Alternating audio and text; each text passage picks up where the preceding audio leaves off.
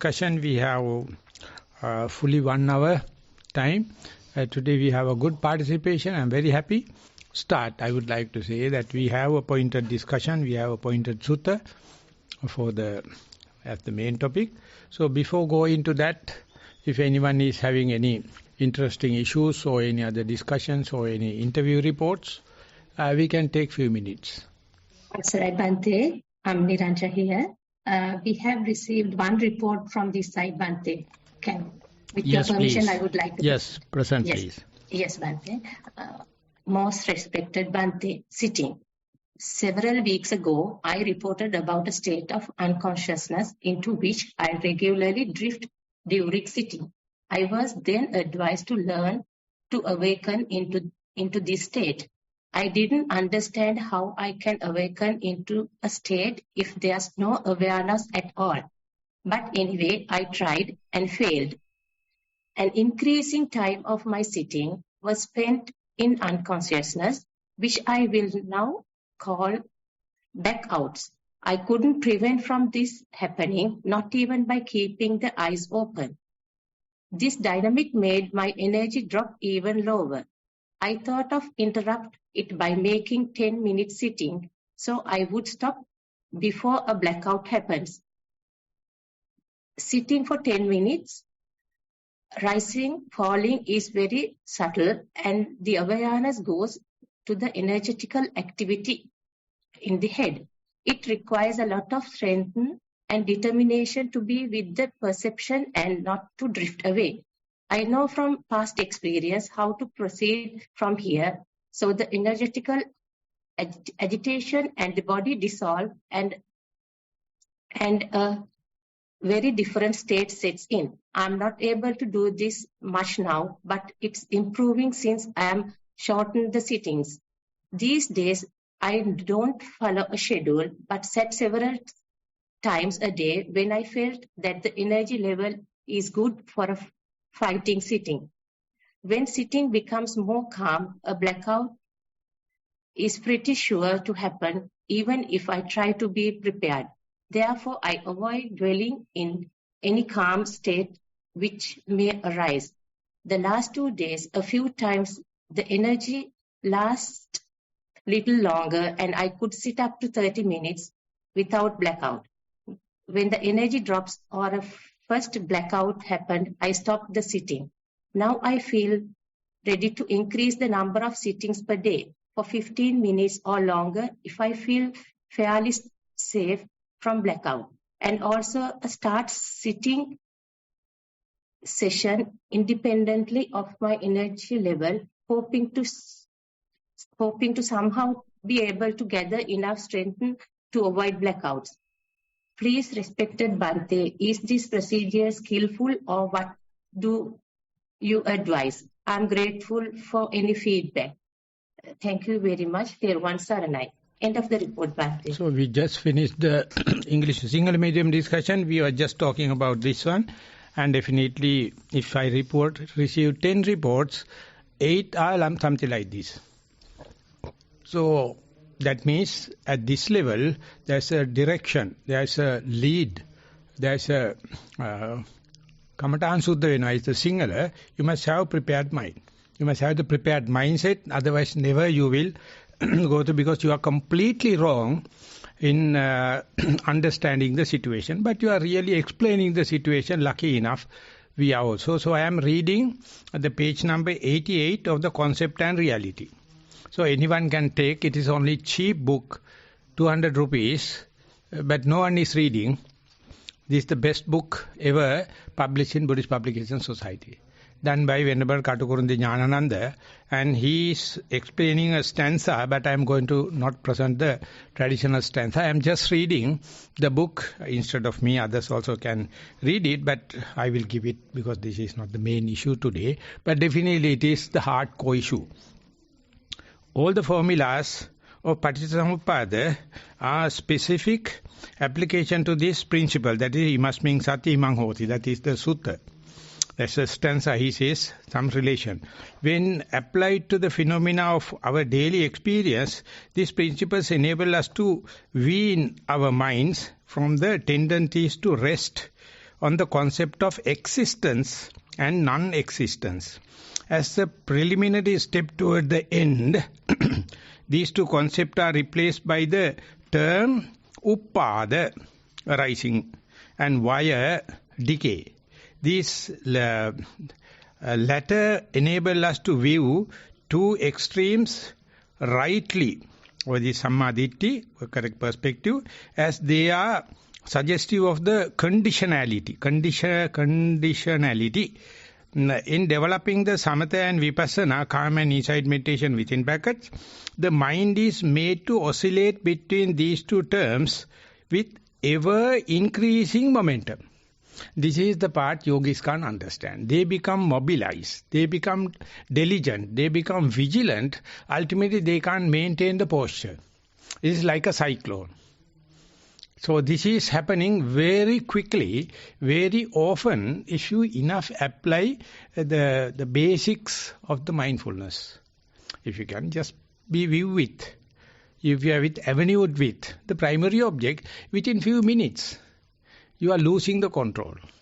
So this is what you are complaining, but I am not presenting this chapter with the complaining vocabulary. Increasing momentum spurred and on by these signata, anicca, transient nature, dukkha, suffering, and the anatta, non-self.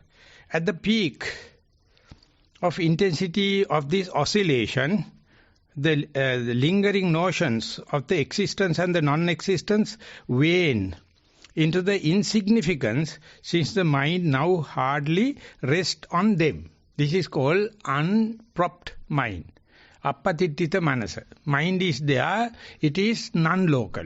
Moving in such a way, you can't localize. You can't see what is the pivotal point. That is what the quantum physics, one stand of the quantum physics is non-locality. Just so fast, quickly changing. And the Buddha, it says, according to the Buddhist vocabulary, it says, appatittita vijnana. Mind is not resting on one place. It's such a fast moving. It is happening only in the dynamism. Oscillation are the built these signata. Hence, he cut off the thread of selfhood, already made slender, as at the stage of the neither perception nor non-perception, neva sanya na sanyayatana.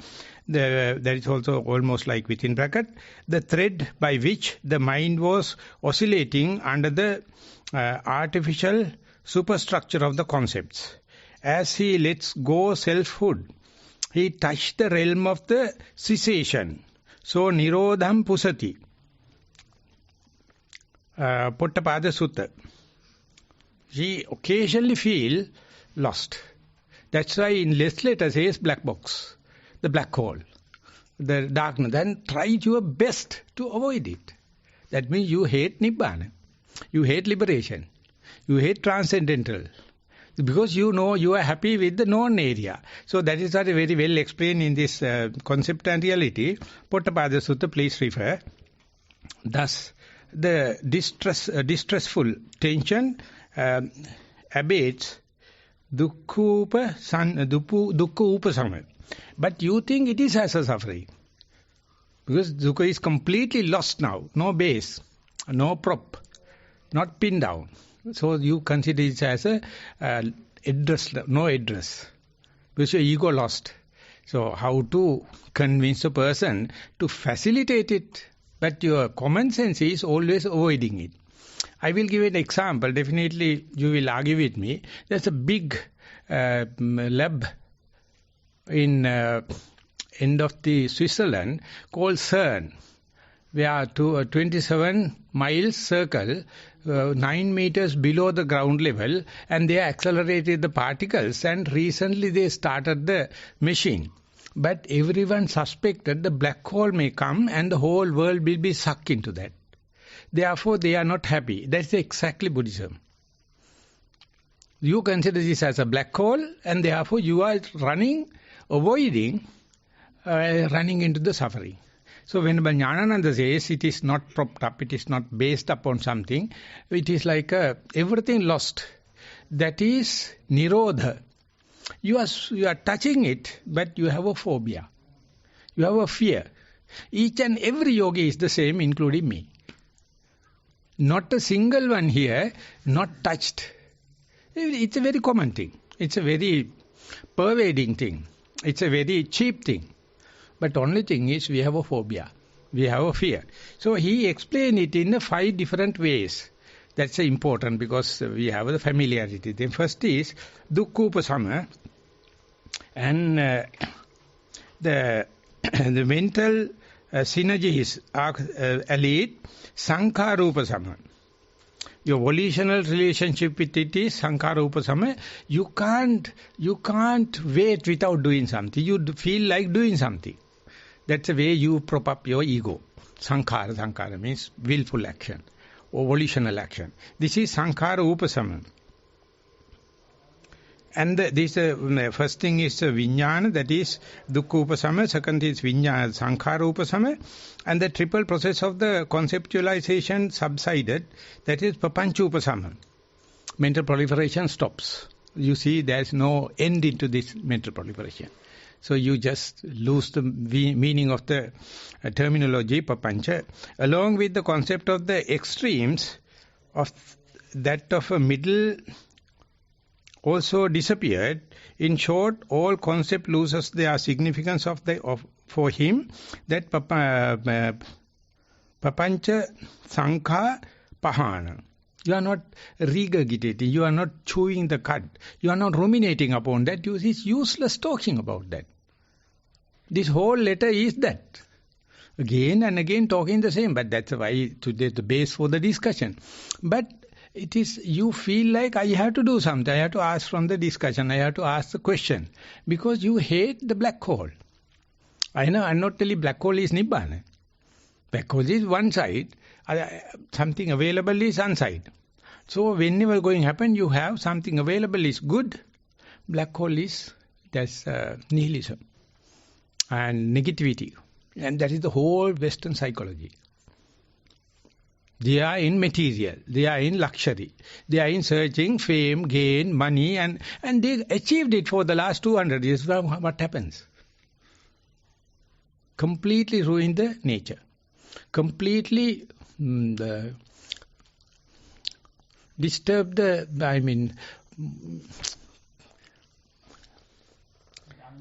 මොනවද කියන්නේ පරිසර දූෂණයට මොකද pollution, utter pollution. Now Western country says for the coming winter we have to reduce the gas consumption by 15% because no gas. So West split. Some people say no problem, we have enough gas. Some people say definitely we have to tell the people, because so far we were not living on your breathing, you are living on Russian gas. Now for the West and for coming winter, even the New Zealand, they are of course losing the winter season, and that is what I am giving an example. Definitely I know many of you are coming from the Western countries, you can criticize me, I am just bumpkin from Sri Lanka, I am talking about the quantum physics and all the kind of thing. But I was waiting for this for last 20 years, and I was aware of this book. So he has written in a completely in a traditional way. I try to communicate with the circumstantial way, pragmatic way according to the question. And Papancha Upasama and Papancha Sankhara Pahana. As for the relevance of the metaphor of mental pendulum that we have adopted in this connection, attention may now be drawn to the following phrase of the Udana dealing with the problem of Nibbana. Then he says, Nissitasa Chalita. If you hold on to something, you will get attracted. Don't get hold on to something. Nissitasa Chalitang, Anisitasa Chalitang Nati. Just you have to understand what is my prop, underpinning thing.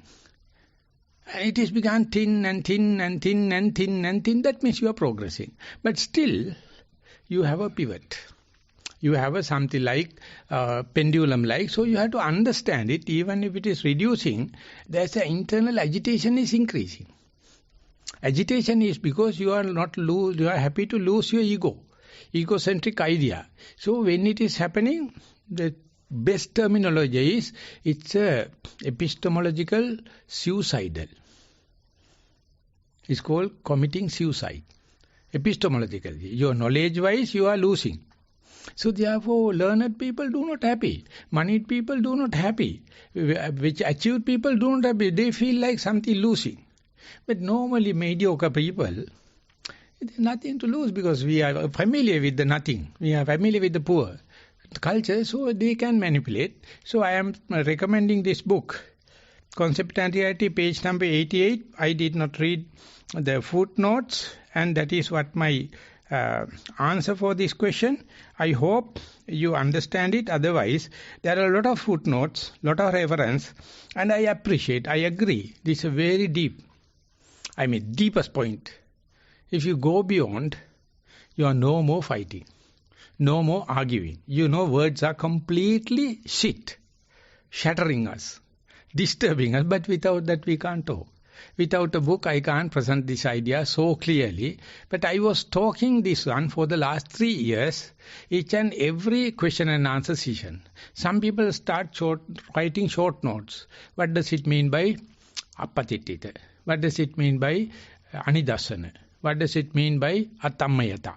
These words are not used unless otherwise this person presented it, but that indicates how quickly we go to the selfless situation, how quickly we wanted to come back to the non-self. We can say ESP, extrasensory perception and sensory perception. So we are slave to the sensory perception. That's what the bloody shit education. And this materialism. But our mind easily can go to extrasensory perception. I am not telling magic. When you go there, your limits in your ego, periphery, jurisdiction lost. Your values, your likings and disliking loses the periphery, loses the address. Then you feel like bankrupt. You feel like lost. And you feel like difficult to express. You feel like other people have some base, they have address, they have their permanent properties, movable and unmovable. I have nothing. So that is the point where you will tread past your local bondages or worldly bondages, but again you can come here. Again you can go there. So that is the most dramatic part in your yogic life. So recommending this book, or this page, I would like to go into the next. If there are no questions, we will go back to the book. Avsara Bhante, there's no questions. If there are no questions in the present participants, then I would like to cordially invite Venerable Buddha Rakkhita, as usual, to proceed from there now onward. Okay, so actually a relevant topic is coming up in the sutta again.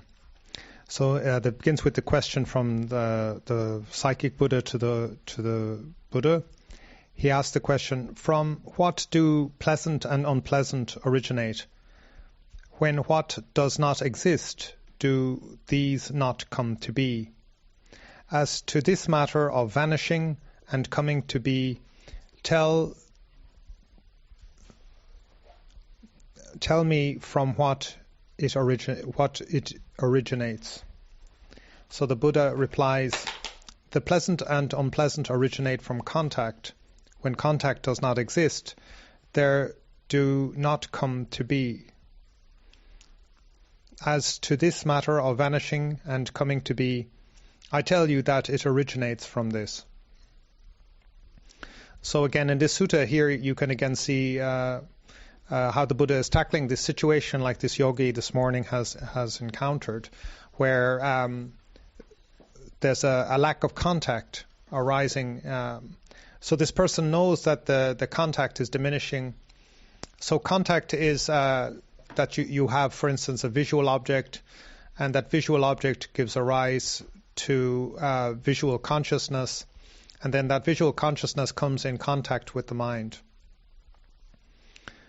So if there's a lack of contact with the external senses, then the mind can take contact with the mind consciousness itself.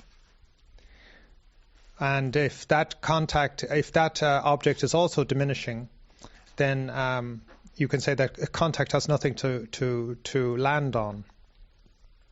Or contact itself may be arising and passing away itself. So the visual object may exist.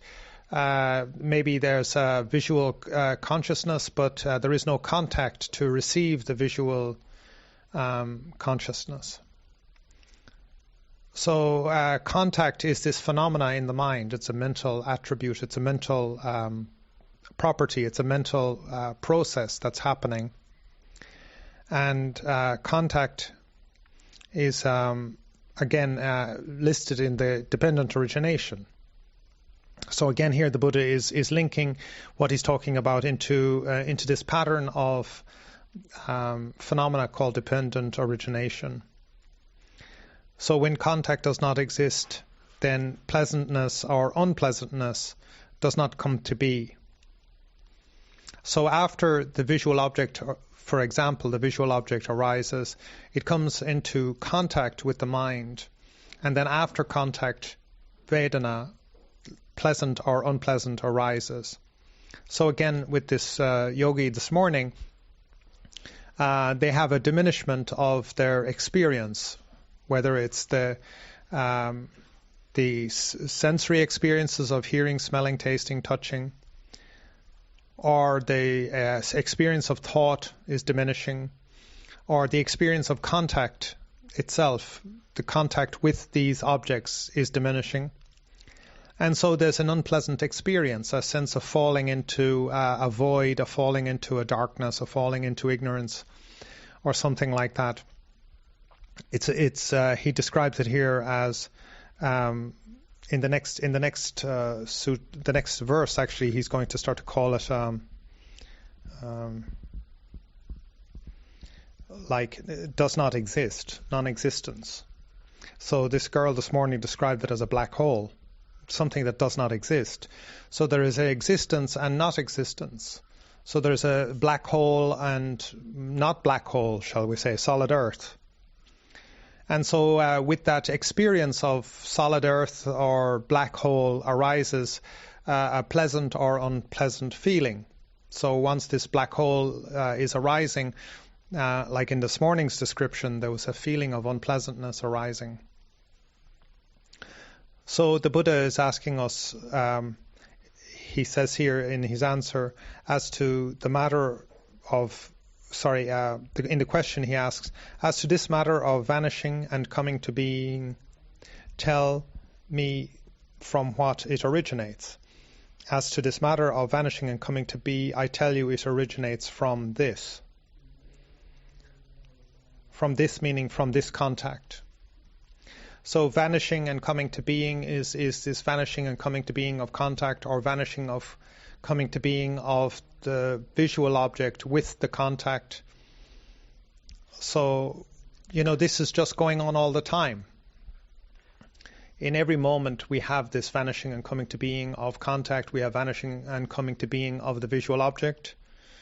So but we're not paying attention. We fill in the gap. We ignore the black hole. We don't see it even though it's right in front of us.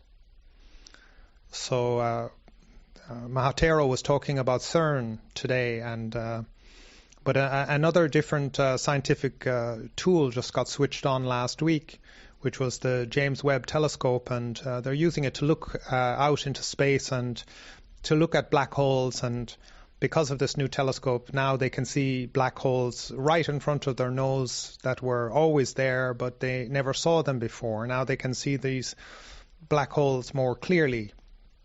Not that you can directly see a black hole, but you can see how it affects everything around it.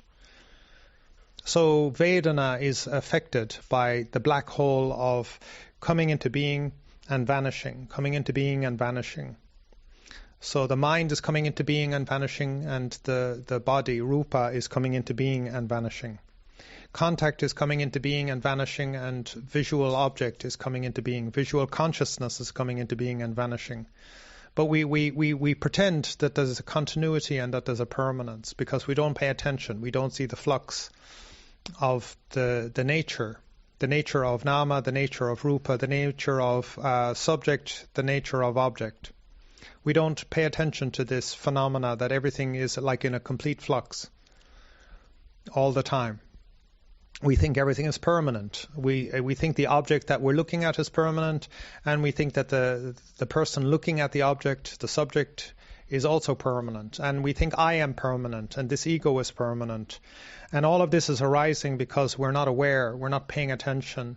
So again, to become familiar with this experience of it's like a loss of consciousness, but it's not. If you know you're losing consciousness as such, then you actually know that consciousness is being lost. So this is not unconscious. This is in fact very conscious.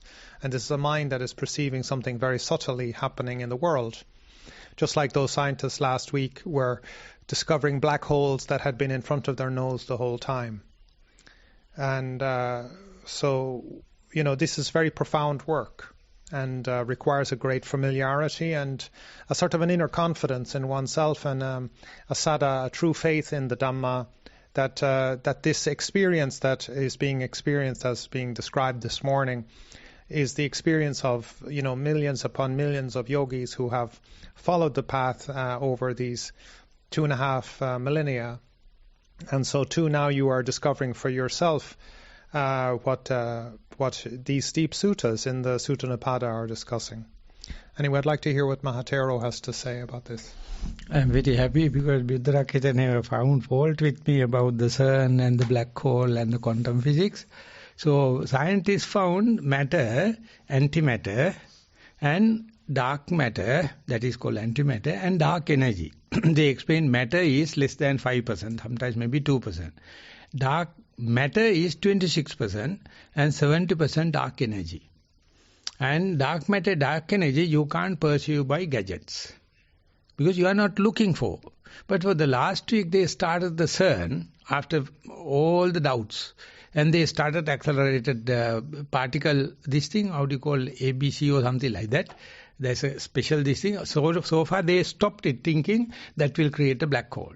So first they started, then they Hubble's telescope, they start to find black holes. There were enough in the space, no one see. Because they were not prepared. They thought dark energy and dark matter is impossible to see. And black hole is, you can suck anything, it becomes nothing. No address. So I am not telling it is Nibbana. But how the scientists found the matter, they were completely on the matter, communism and the science, physics based on the matter. So there is less than 5% of the world knowledge. They were not aware of the dark energy and the dark matter. And it is been expressed. But in our time, in the universities, on the schools, never taught about the dark matter and dark energy. But with the rabbit on the Earth rabbit hole, that's the film, famous film. On the rabbit hole, I don't know. And they started publishing books. I read Goswami's book, and it is Preach of Chopra and others giving, and they were fabricating it with the Hinduism. And that book is called Soul of the Physics, Physics of the Soul. And they found, even though it is impossible to explain, there is an existence of the dark matter and dark energy. And we were talking, and in the quantum physics, they understood, they have a lot of stories fabricated about that. But they are found outside. But as he mentioned, millions of yogis are practicing and see inside, and see, close your eyes. Reduce the contacts. Go to the silent place. Reduce the contact. Don't entertain smell and the taste. Don't move the body. And reduce the contacts as much as possible, and let whatever the happening through involuntary way, unwillful way, I mean the natural breath. When you are walking after 30 minutes, you are just walking and you can see yourself walking as a second person. There you can understand there's the least amount of volitional material, volitional activity or willful action. And there you can see, even for that, you sometimes are happy for the in-breath, but the out-breath is not good. Sometimes you are happy with the sitting, you are not happy with the walking. Sometimes you are happy with the walking and sitting, do not happy with the day-to-day activities. So everything is, we reduce to the involuntary or parasympathetic nervous system. Parasympathetic nervous system never create any karma. So you're pure being, but you're boring. You're monotonous. You feel like jumping and go. Get up and go. Because Buddha gave such a cage, like a Faraday cage, no electric shocks. So you sit, volunteer, yourself, no, I am not interested in what is visuals, not sound contacts, smell, taste, touch. And I let everything happen, choicelessly be aware, and you see how boring. Within 2 minutes you feel it. Because you see no will, no willful, no volitional activity. So highlighting this, Arthur Schopenhauer mentioned each will is evil. Whatever you do willfully, you are disturbing the society. You are disturbing the environment. And Buddha says, just like a role play, you just sit, reduce as much as possible willful action and give 1 minute, few seconds, what is happening? Still you have liking and disliking. This is no will, no person. And then if you read the interview report, very easily you can understand, still you try to impose yourself. Soon you impose yourself, likings and dislikings are there. And then there are some experience extra-sensory, not sensory. That is called ananubhutika. And that is called mystic. Science can't touch it because you can't read in the material, gadgets. But the 1001 yogis are experiencing it. What is the place in the Western science? To see this area, they found a new term, mind science. Mind science. And in the mind science, again they have to come and see what is happening in the silent yogi's mind. He is only see introvert, not extrovert. Extrovert we have enough, maybe 500 research papers each day on mindfulness. But no one is internalizing. So both you must have.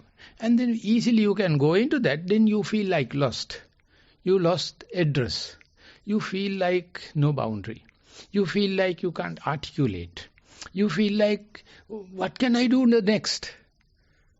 Because you know easily your ego is disappearing.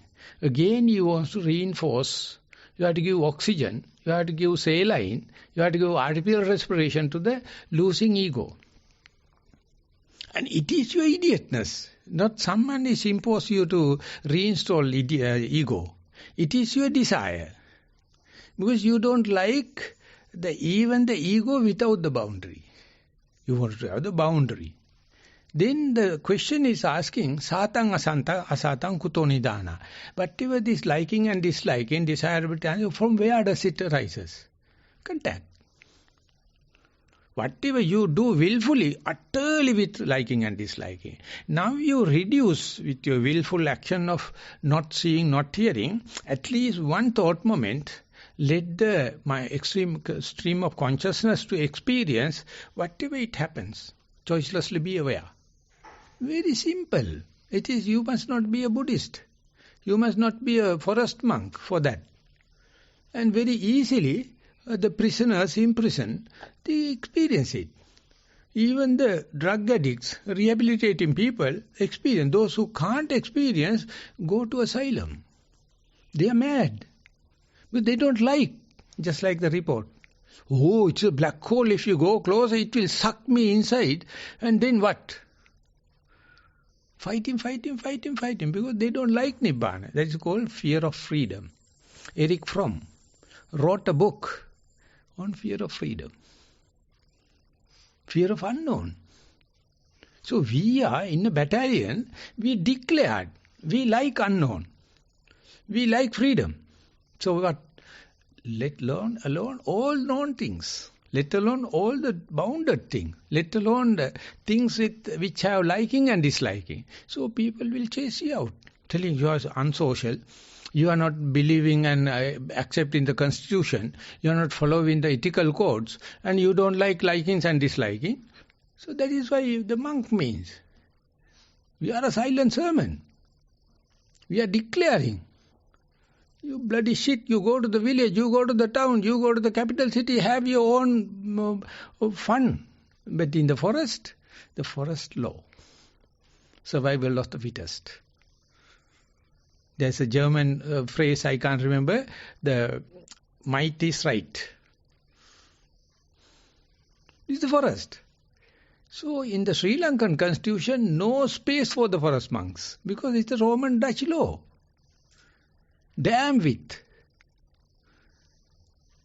There is no mentioning about the forest dwelling, there is no mentioning about black hole or anything, because they are in the Roman Catholic law or English law.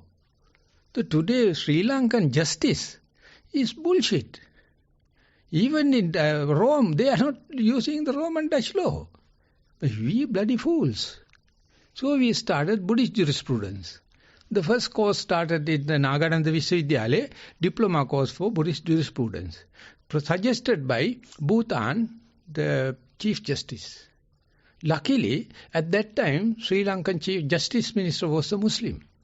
He came, Bhante, the first time 50 years ago, I read Kalama Sutta. I was so elated. But still I am a Muslim. Don't misunderstand.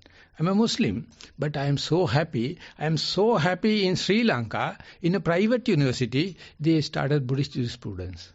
And GL Pires came, he was the teacher of all the lawyers, and he told, I am very happy to come to this stage. And I went all the way to Colombo to participate that, because I am not telling Buddhist jurisprudence leading you to Nibbana. At least it will accommodate forest monks. It will accommodate the forest way of living, where the constitution can give the provisions for forest living. No. Even the monks are not giving us any due respect. I told the ex-president, I am the only forest monk came to the president, telling you, your constitution have no place. But all kings offered the Sri Lanka 7 times for the sasana. But you people taken this as your king, but you don't know we are living. We are living. So likewise, black holes are living. They have not focused the telescope. Even if they see, they have phobia. They think something wrong with the lens. They think something focused wrongly. Because the sun was not started. America started or their own collider. But still for the moment, European one is the working. American one is bigger than that. So that is what I am telling, science also good. They are disproving the old muddy theories and coming because of what? Buddhism. Because of what? Everyone. Listen carefully, deep study, in-depth education of the mindful science and all are taken from this very repeated book, Sutta Nipata. Sri Lankan Buddhists never read it. They do not know there is a book called Sutta Nipata. It is in the Khuddaka Nipaya. The Khuddaka Nipaya are sundry items. Even in Sanghayana, it came under the sundry item. This is all the chips, all the pieces. Buddharakita is mad. He told that we will take the Sutta Nipata for the discussion. Because he is asking for trouble. Being an Irish. I am sorry. I am sorry. So therefore he explained, but I have one more 5 sentences. One thing explained in this book, how we can see non-materiality with respect to the materiality, feeling, perception, volitional activities and stream of consciousness. As far as the materiality is concerned, space, avakasa, is the absence of this thing that is called akasananchayatane. After passing 4 jhanik rupa jhana, akasana, that's the absence of rupa. And no pain, no pleasure situation, that means adukkama sukha vedana, is what you call boring. That's the feeling wise, the liberating path, middle path. Perception, no perception, neither no perception, nor non-perception. Neva sanya, na sanya is the perception-wise middle path. And sankhara, visankhara gatan chitta. This is the first declaration of the Buddha after the enlightenment. Whatever you do willfully is muck, is shit, is bullshit. So we can live without self because you can see normal breathing happens, you can observe. You are just walking on the walking path, you can observe. You are eating your meal, you can observe. You are taking a bath, you can observe. So there are no sankhara, but volitionally happen, the habitually happen. So sometimes people call sankhara is like habituation. And vijnana, no address, lost. Still you know, lost because other time you have periphery, other time you have the borders, other time you have limitations, other time you have rupa, vedana, sanya. But in this time you can see vijnana lost, so psychiatrists will say you are mad. We say psychiatrists are mad. I challenge. They never heard about such a thing in the Western psychology. They never heard about the cheating nature of the Western psychology, perverted nature of the mind of the Western. They believe mind. Maybe thinking it is the God creation or intelligent design. Now intelligent, artificial intelligence, not the intelligent design. I deny both. Because we have this. But telescope has not focused so far. Once you focused, you can see enough black holes. Not that now only Buddha appeared, now only the Dhamma appeared, Sangha appeared. No, it was there. You have no Dassanena Sampanno. Dittincha Anupagamma Silava, Dassanena Sampanno is Katarniyametta Sutta. Daily we chant in the Vihara. Dittincha Anupagamma. Don't go with this bias and that bias view. Silava. Don't disturb others. Declare yourself, you are not hating others, hurting others. Dassanena Sampanna, you must focus, you can avenue it. You can, there's another avenuing, face to face with the truth. You have to focus the telescope to the black hole, then black holes are like there. Not that black holes are rising due to the focusing. Black holes are there. But you are not this thing. So these 5 sentences reduced into the one chapter where I read it. How can we go beyond the materiality, go beyond the feelings, go beyond the perception, go beyond the volitional activities and the mind in a deductive way, inferential way. And that is what we call, you find in the Sutta Nipata and you find in the concept and reality. How can we teach them in these classrooms? At least in Pirivena, where the monks are being taught, even the directors, they do not know. Even the syllabus, never touch it. And when you are taking their attention in the retreats, they are looking up and down. But Muslim people, Catholic people, imprisoners, drug addicted, accept wholeheartedly. Because it is relevant to them because they are in the suffering. So that's all I have to share. I'm sorry I shouted too much. So I was just thinking of how I've heard that when we see something moving, we're not actually seeing motion because we can't see motion because actually each perception, our mind is filling in the gaps, and because if what you're actually seeing is many pictures of something moving, so there's actually a gap, and you can feel motion. Though if you're touching something and your eyes are closed, you can feel the movement. So I was wondering, did the Buddha, was he able to see those gaps?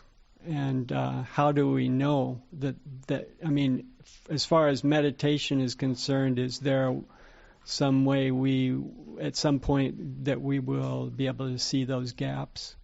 If I take this question, he says, don't look at the movement, but just see matter. Just see the in-breath and out-breath. Just see Rupa Rupa, Saddha Rupa, Gandha Rupa, Rasa Rupa, that means visual objects, hearing, smelling, tasting, touching. And observe it, ultimately it leads you to the nothingness. At the beginning you have to focus into the matter and observe continuously. Chronologically it is going to the nothingness. Not at the beginning. At the beginning you see the null hypothesis. You disprove it. But you must have that view, that you must have that dasana. I am not looking at the breath. I am just looking at the breath, but it's a movement. So matter is what the beginner can understand. But matter says, but even the matter going to show 11 facets. Don't be choosy. Just let all the 11 facets to run. And then what happens? A movement. It's like a Hindu and Hindutva. The matter is in the movement. So after long observation only you can see the movement, and that also appear like negative to your meditation. Appear like a threat. So you have to go prepared. So movement at the beginning, thing, and then how this moving and movement. It is anicca, anicchata to passana. That's the way the Pandita Sayadaw's book is. Anicca is something changing nature. It is exemplified by the breath, or exemplified by the walking meditation, or exemplified by your eating, whatever may be the relevant thing according to your upbringing. And then you find, even if it is based on the breathing or rising and falling left, right, everything is in that kind of a movement. That's called anicchatanupassana. Aniccanupassana jnana. You find, understand, even if you are looking at or not, things are happening. Against that only we say everything is permanent. You have a permanent property, you have a permanent wife, you have a permanent passport, you have a permanent bank account, you have a car, and you say you are rich. You are completely lost. Mara will come and give 2 cars, give 2 wives, and you will be happy. So this is the way the world, the present day education, present day development, present day artificial, intelligence, completely camouflage. But the thing is, moving nature, anicchata, it appears like a threat. That's why you must be very virtuous person. And you must be a Samaritan. You must live in a not disturbing situation, otherwise you will be carried out by the drugs and the woman and the gambling and all the kind of, but you are not. And then still, whenever you understand meditation, you feel threat. People feel lost. They go to psychiatrist. This is, Bhante, I can't sleep. I can't eat. The bed is not comfortable. But his food is not palatable. The people not happy. May I go and see a football game and come? May I go and see my father and come? But they give again that kind of a permanent notion. So losing and at least a concept of renunciation itself is more than arahantship. Later only we really realize why we renounced. But you see the majority of monks in Sri Lanka, they are already renounced. So one layperson suggested them, what about again renouncing? They are doing more the lay people work. And if you go and tell, they are the most reacting group than the prisoners, than the Muslims, than the Catholics. That's what we learn in Satipasala. Lucky enough, we have decided to allocate the whole meditation center for the learning monks. After this retreat, again a batch will come. They were fighting. But this Nissarana is teaching, we don't see in this book. It is not relevant to our syllabus. But the syllabus writer says you have to go and get 10 days retreat, otherwise you won't get marks. You see the contradiction? We are going to give in the constitutional way. It's utter nonsense way we are doing. Because otherwise they don't accept it. You are coming from different countries, different cultures, and you are at least ready to accept the concept. But we are foolhardy. Case hardening, have you heard the case hardening? Foolhardy. I don't know. You are utter fool, very difficult to teach. I mean, you have a crust outright. very difficult to soak yourself in the truth. If you parboil the rice, and if you directly put into the sun, outer will be, crux will be dried, and internally again the soft area will be there, rotting start. But you are slowly, gradual dry, everything will be removed. So case hardening means you are just put into high temperature, hot sun, this case hardening happened, lost. So it's a case hardening we have to learn very detailed in agriculture. All the monks are case hardened. Idiots. I call them in asylum. But I try myself just be a person, just to be a human rather than a monk and share it with. So Vinaya is the main culprit. Main culprit. You have to understand Vinaya with Dhamma. Dhamma sandoso, Vinaya sandosa, the Vinaya sandoso, Dhamma sandosa. Very easy to learn Vinaya, but you become a case hardening. Very difficult to teach Vipassana. Very difficult to do day-to-day work. They want a precise cave and live in the completely frugal life, and everything is suspicious. And people must live in the idealistic without Nibbana. Ideology without Nibbana is completely mad. So therefore it has to go. So therefore it's a real sacrification. It's very painful, just like aberration. So whenever the matter is about to see continuously its chronological change, it's what you call physics. But the physicists, they don't like it. Unlucky enough, Newtonian physics in our age went to Einstein physics. Not the gravity, but they talk about the strong and weak electronic energy. It is not subject to gravity. It's non-local. So that is the way they lost. Now they are trying to find the Hebron particle, the God particle. What is the God created? Because 60% of the scientists are still believing they are the bloody fellows writing books. They are the bloody fellows running the scientific magazines today. They are the bloody fellows going to give the Nobel Prize. They are the bloody fellows going to give the Magsaysay prizes to mislead you. Not to find your own research. Find their own research. They will give any grant. But we in Satipasala, we in Nissarana, we mind your own business. Be mindful, so it is not very friendly, very juicy, very sappy. So we just say be mindful and mind your own business. But of course we are sharing, we are shouting each other. That is not to overpower you. You also can express. So therefore matter is the first thing. You have to study and see chronological, and then the feeling is the second thing. See the chronological change. And the perception is the third thing, and they are very volatile. And then the volitional, and then the mind, the consciousness. So therefore, whenever you see the matter, the beginner is, we say, see the matter. Not the changing nature, not the transient nature, just to see the matter, focus and keep the view with. And then Vipassana means see chronological changes. And each and every person impose it, is something happening to me, is something happening to myself, something happening to my core.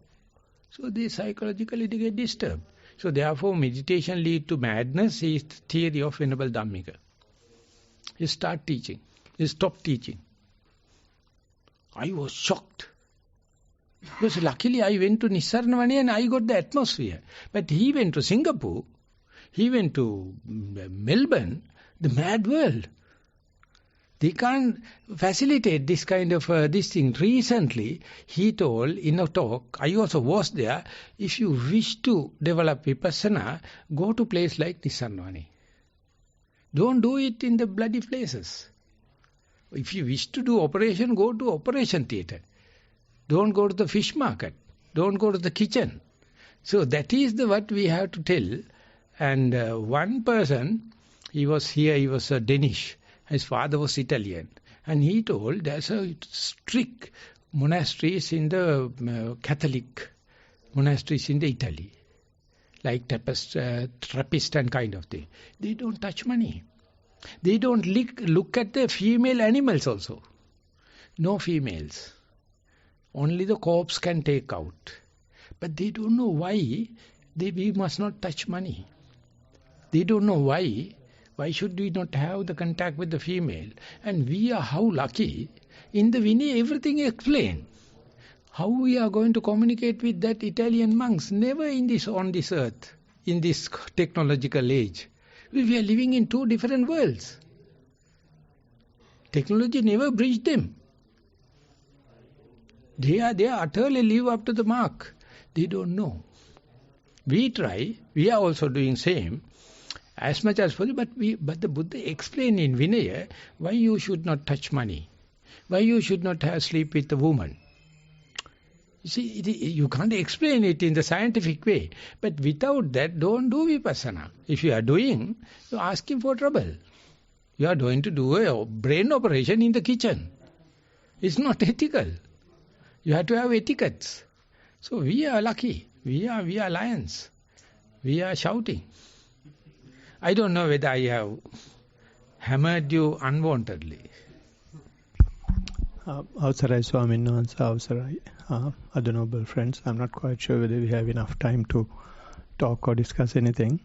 But thank you very much for the interesting discussion in Sinhala as well as the same topic even in English.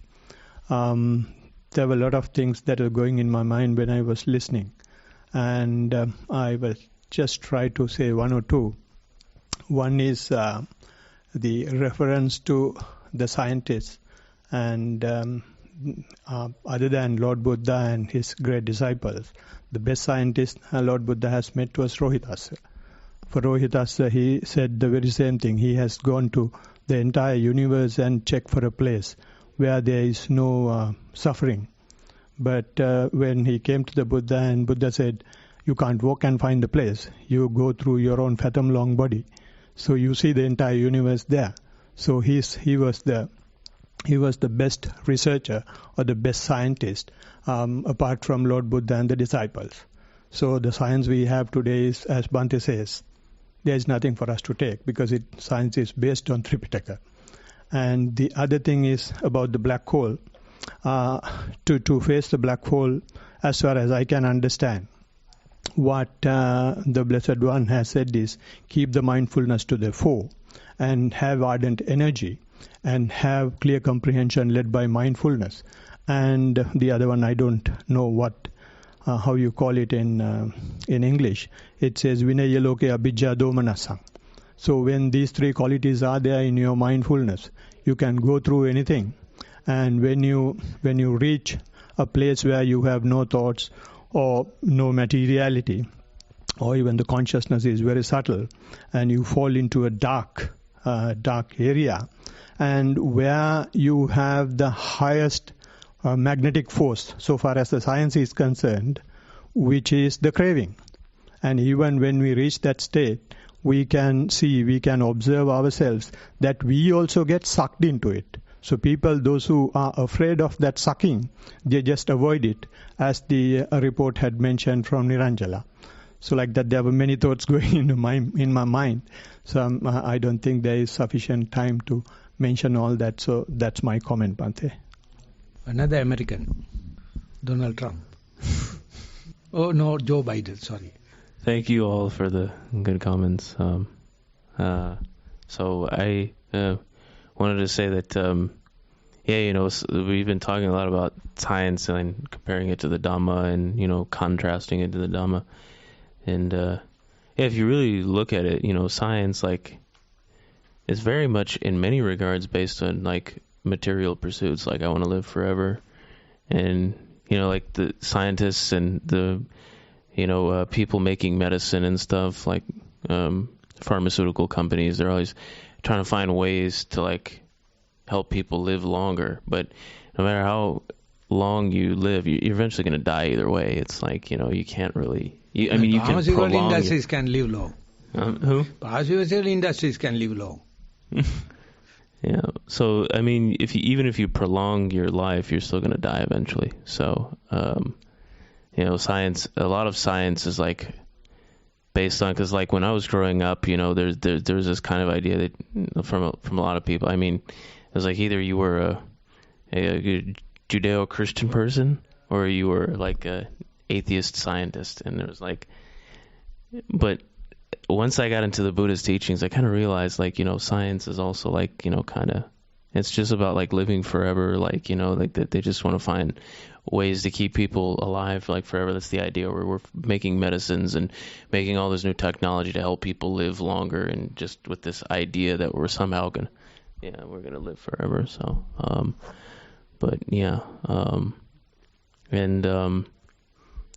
so I wanted to point that out.